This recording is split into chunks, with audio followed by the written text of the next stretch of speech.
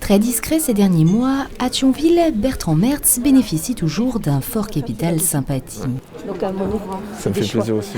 Mais vous n'êtes pas la seule à me dire ça. Il y a plein de gens qui me disent qu'ils sont contents de me voir, qui me regrettent.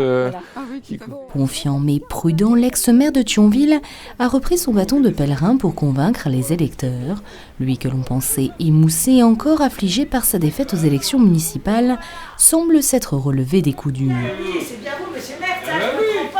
Oublié, effacé pour l'instant les 77 petites voix qui l'ont privé d'un second mandat de maire de Thionville, Bertrand Mertz défend aujourd'hui son mandat de conseiller général sortant en compagnie de son ex-première adjointe Brigitte Weiss. Le conseil général, puisque jusqu'à présent on l'appelait conseil général, il s'est surtout préoccupé de communication. Ça, de la communication, on en a eu vraiment de manière excessive.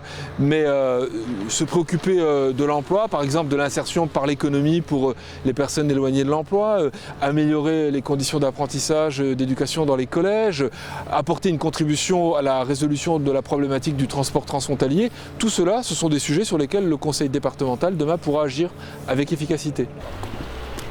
À droite, en revanche, il flotte à Thionville comme un léger parfum d'élection municipale. Certes, la députée maire UMP Anne Gromersch n'est pas candidate, mais pour cette élection départementale, elle a misé sur sa garde rapprochée, Pauline Lapointe-Zordan et Olivier Reich. Tous deux ont une trentaine d'années, ils sont adjoints, des visages peu connus sortis des urnes lors des dernières élections municipales. Vous êtes avec Anne. C'est ça. On est adjoint au maire tous les deux. C'est bien. Ah bah c'est parfait. Voilà. Pour tenter de combler leur déficit de notoriété, ces deux candidats espèrent bien bénéficier du succès des dernières élections et incarner une nouvelle manière de faire de la politique.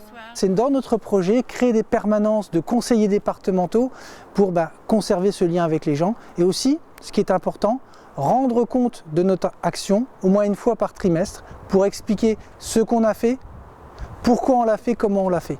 Donc c'est important d'avoir ce lien pour que le programme électoral soit toujours en parfaite adéquation avec les besoins des habitants du territoire.